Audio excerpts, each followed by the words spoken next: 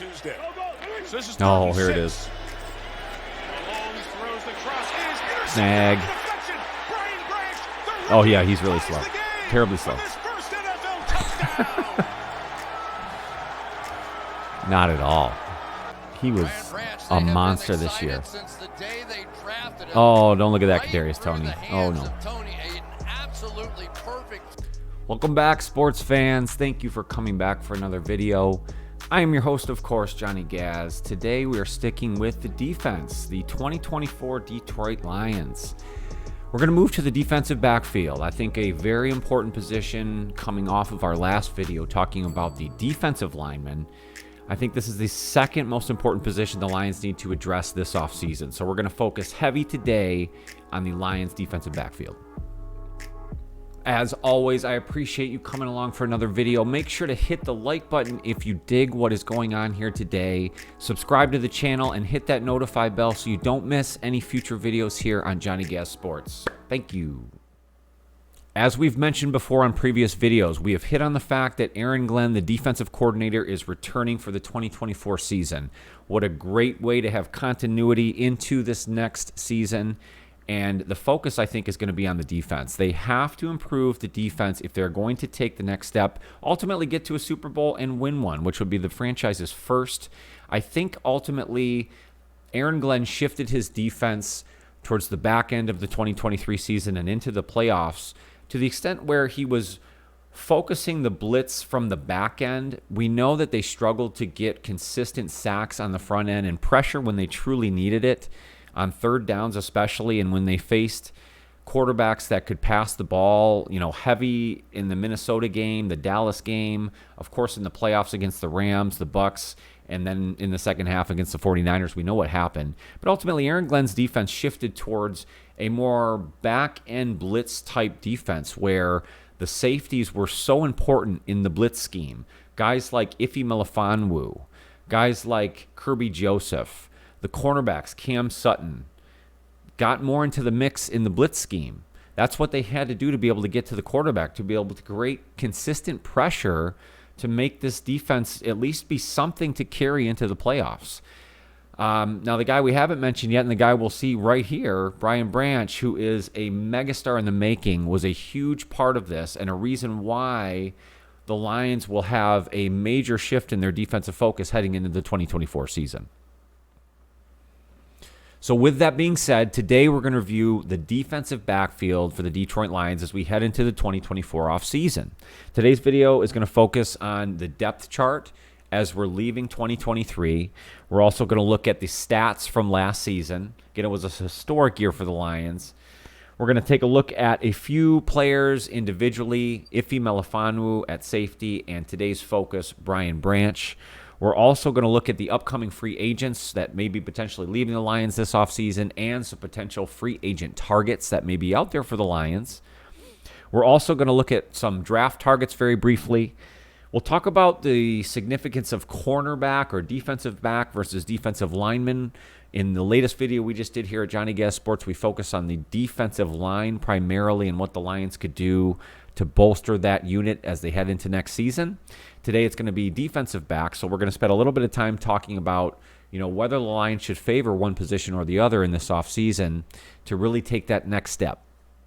And of course, at the end, I will give you my final thoughts and opinions on what I think the Lions will do with their defensive backfield as they head into 2024. Leave your thoughts and opinions in the comments at the bottom of the video. I definitely want to know what you think they'll do as they head into next season. Come on, let's go. Okay, so let's start here with the depth chart as we head out of 2023 into 2024. Before we look at anybody here, let's start with Tracy Walker. Longtime Lion, got to give it up for Tracy Walker. He was in the thick of the worst of it with how bad the Lions organization had been. He's seen kind of the rise of this new culture of the Lions organization. They have let him go. They've released Tracy Walker just last Wednesday. That's kind of a big deal for them. They're very confident in their safety position, enough so that they're able to let him walk. It would have been, I think, a little bit of a high price to pay a backup safety. Let's just put it that way. I think after his injury last season, Guys like Kirby Joseph really stepped up, and then they drafted Brian Branch. I mean, it really put them in a power position. We'll talk about C.J. Gardner-Johnson here in just a moment. But ultimately, they were able to look at their depth there at safety and really just say to Tracy that they thought he was expendable. It ultimately helps him out, too, because now he's able to hit the free agent market ahead of time. It does save the Lions, I think, about $5.5 million worth of cap space. So it is a good move for him and the organization. So we definitely want to focus on that before we look at the defensive backfield for the Detroit Lions. So let's start right here. Let's focus on, of course, the cornerbacks and the safeties. We know their number one corner last season was Cameron Sutton, a free agent acquisition last year. Him, along with Cameron Mosley from San Francisco, were sort of what they thought would be the elixir to the defensive backfield. So those two at cornerback combined with the acquisition at safety for C.J. Gardner-Johnson was really this revamped defensive backfield idea I think they had. It didn't pay off for a number of reasons. We know, of course, injuries played a huge part in that. Emmanuel Mosley, very unfortunate with his injuries. He had the injury bug in San Francisco before even coming to the Lions. Unfortunately, he had the ACL problem, already, and he played just a number of snaps before hurting the other ACL, and he was out for the remainder of the year towards the middle of this season in 2023. So he really didn't give you much. So that really put Cameron Sutton in a tough spot. I mean, as a guy who I think they brought in expecting that they'd have a number two corner next to him, sort of two guys that could play off of each other, it was very clear that Cameron Sutton just couldn't defend one-on-one guys like CeeDee Lamb, guys like Justin Jefferson, Brandon Ayuk. I mean, you could just keep naming these number one wide receivers, these big-time superstar guys that, if you have aspirations to win a Super Bowl, you got to have a lockdown corner. I don't know that Cameron Sutton is that guy. He's just not athletic enough to stick with those big-time receivers, in my opinion. So as serviceable as he is, and I'm not saying you move on from Cameron Sutton, I just don't think he's necessarily a number one guy. With Emmanuel Mosley, as you thought would be the number two, again, with his injury history, I don't think you're going to hang on to him. He is a free agent heading into next season. We'll talk about that in just a minute, so I don't think he'll be around. Looking at the other corner position, you had guys like Jerry Jacobs filling in there because of the injuries. He only lasted a certain number of weeks and really just showed himself not to be the number two guy. He's really more of a depth piece. And again, he's also a free agent as we head into next season. We'll talk about that in a moment. So behind those guys at cornerback, you have someone like Kindle Vildor, which we have focused on in other videos. Again, he's more of a depth piece. He's not a number two guy, certainly not a number one guy. So, he's also a free agent, so we'll talk about what to do with him and Stephen Gilmore, those depth pieces as well. A guy like Chase Lucas, kind of a second, third corner, fourth corner option, a special teams guy. He's really actually been very good on special teams for the Lions. So, again, he'll be a good depth piece down the road as well. At safety, again, we'll start with C.J. Gardner-Johnson. We picked him up on a one-year kind of prove-it deal. I think it was a $6.5 million deal for 1 year. He did get an injury to his pectoral and arm, so that took him out from week 2 till almost the last week of the season. So you didn't get to really see him and what his full potential would have been for the Lions. But what you did see, and what we have talked about in previous videos, was kind of this baggage that comes along with C.J. Gardner-Johnson, with C.D. Deuce, right? I mean, you just have these extra things.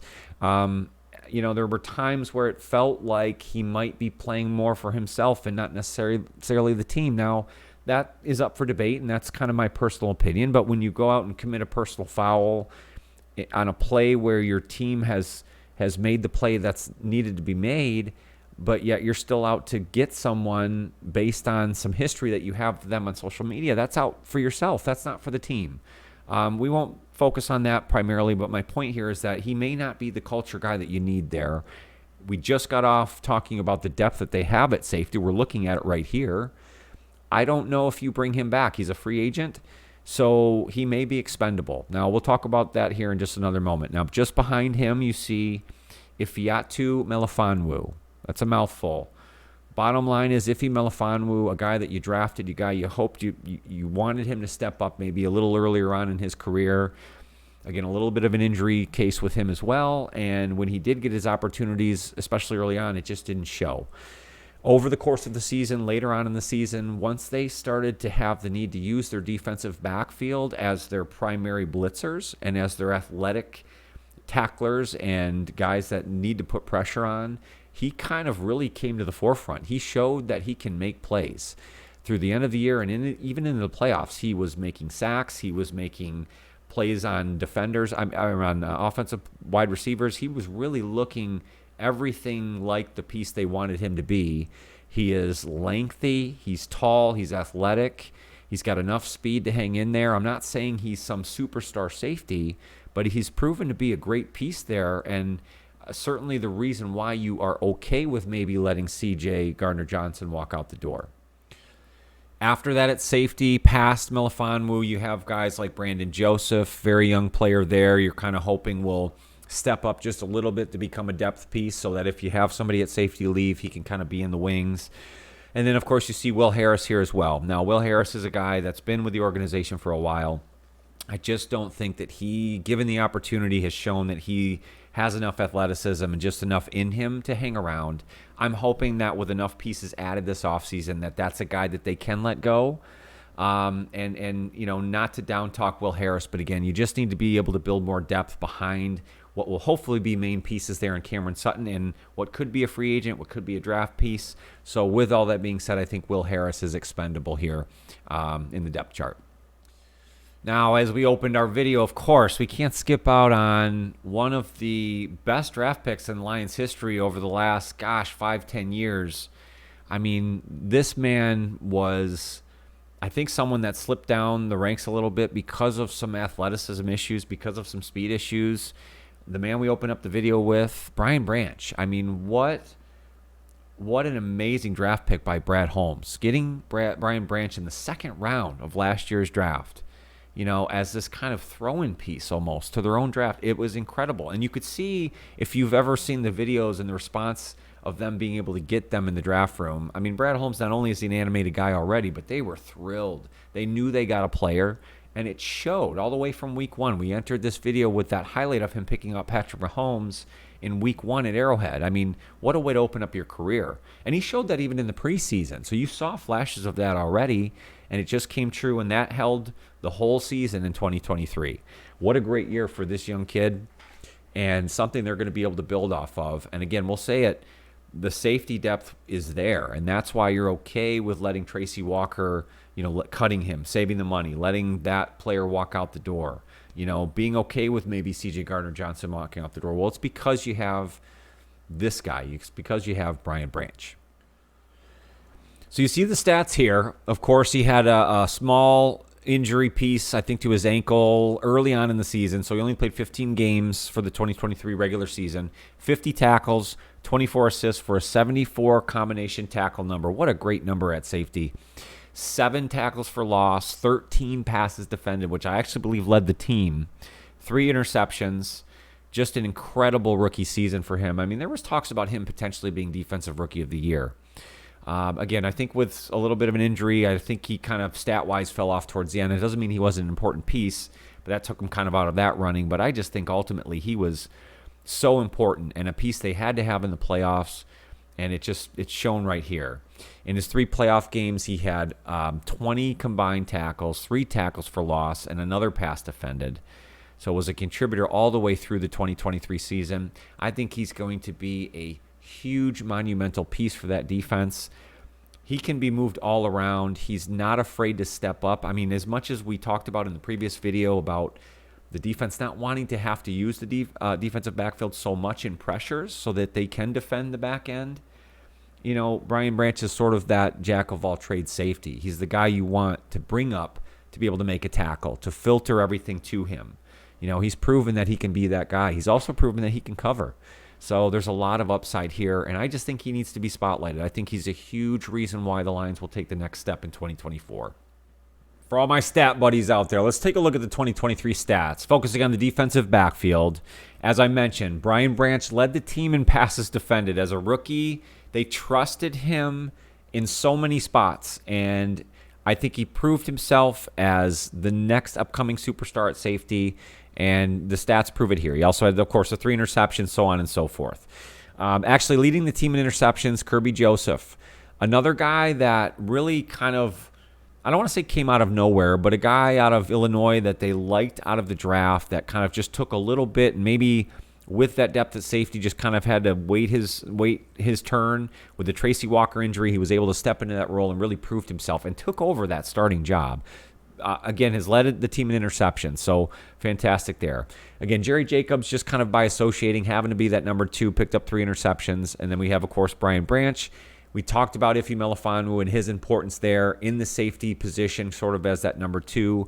Between Kirby Joseph, Brian Branch, and Mella Fon Wu, I just think you have such a fantastic core of 3 guys at safety. I mean, you want to continue to build on that, but I just think you have a lot of confidence in that role. So I think the focus, honestly, is at cornerback. Now let's check out the Lions' free agents potentially leaving here this offseason. Let's start with the safeties as we have them highlighted here.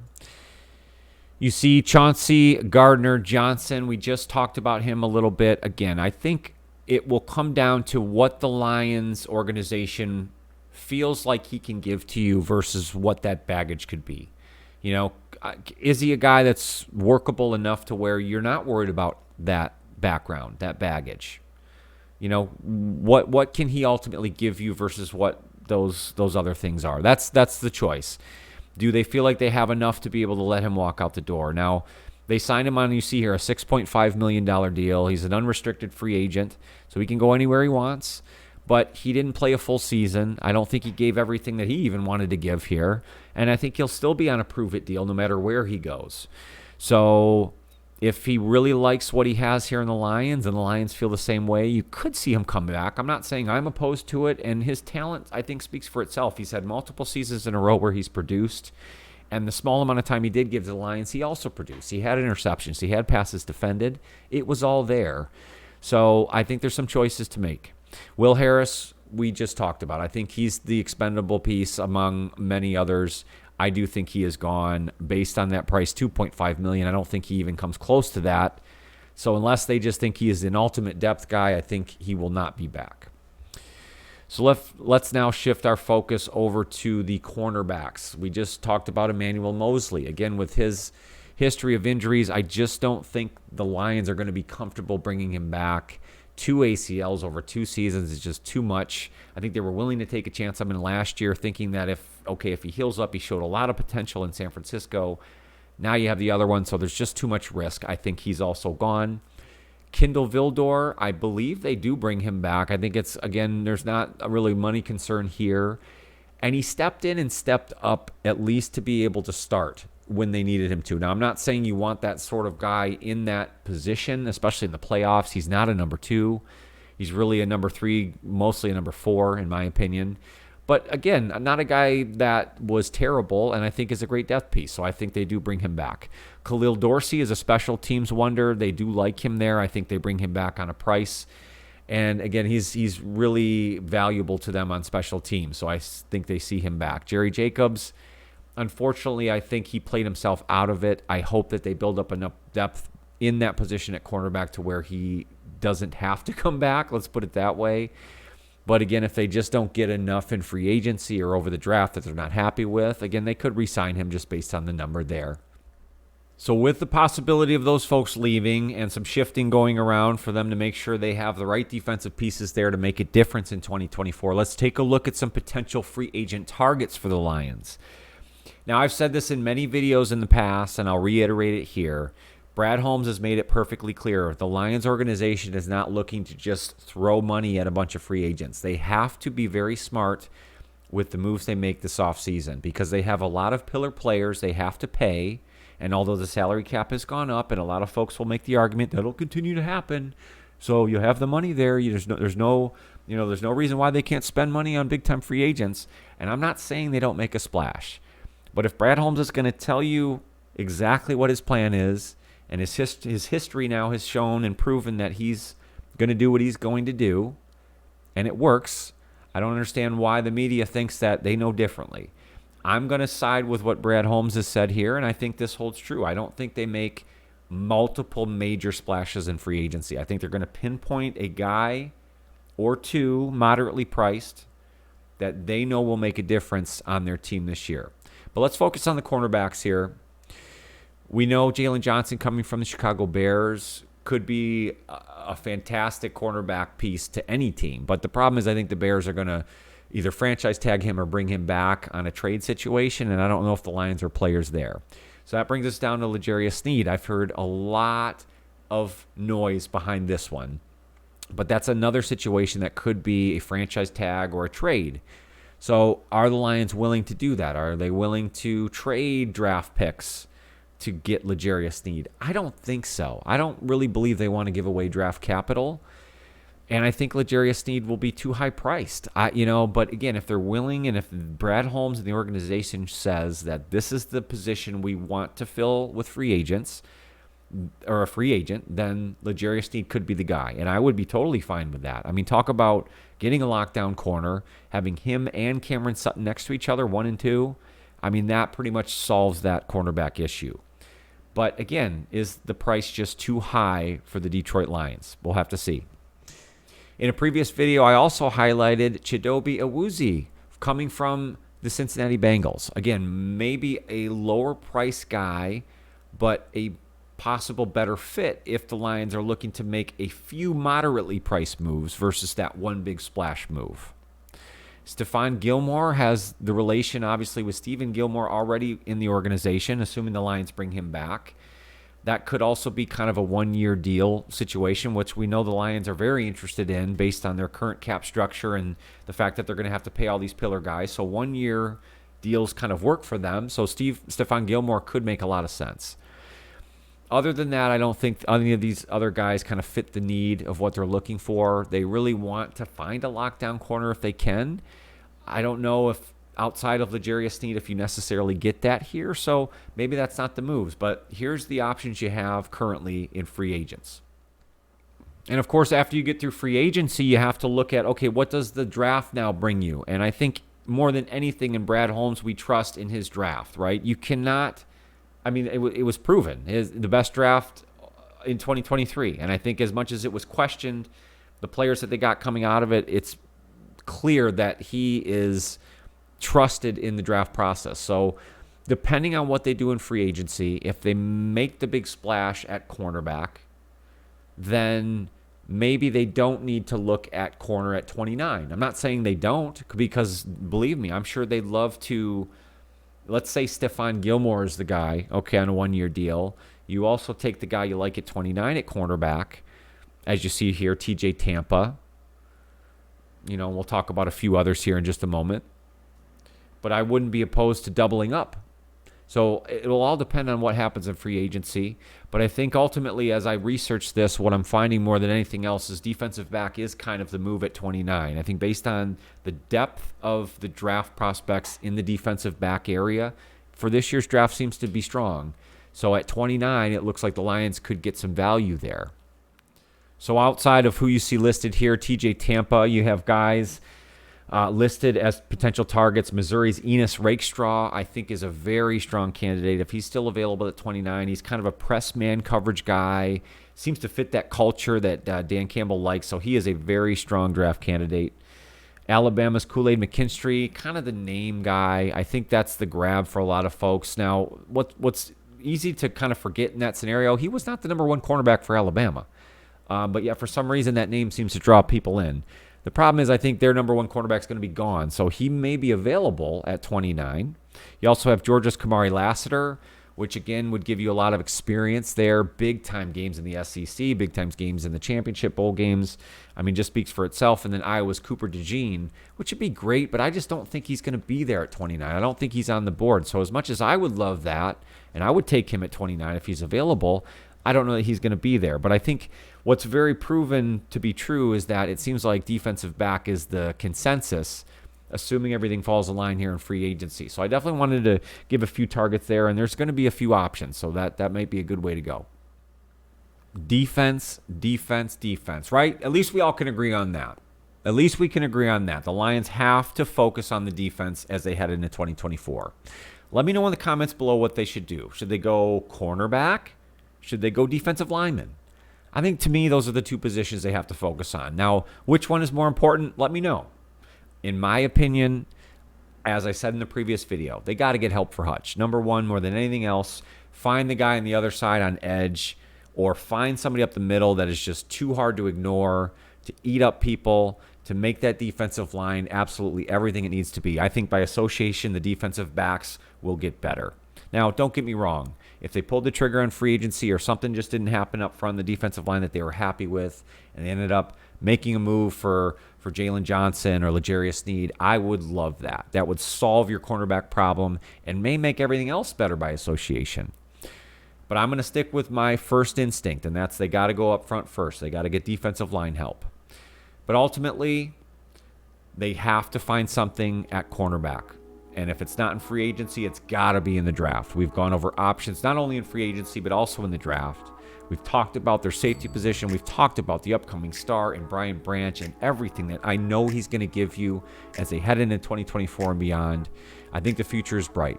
With a few right moves, the Lions could be Super Bowl champions. That is wild to say. It's wild to think about. I didn't think in my lifetime that's something I would ever be able to say.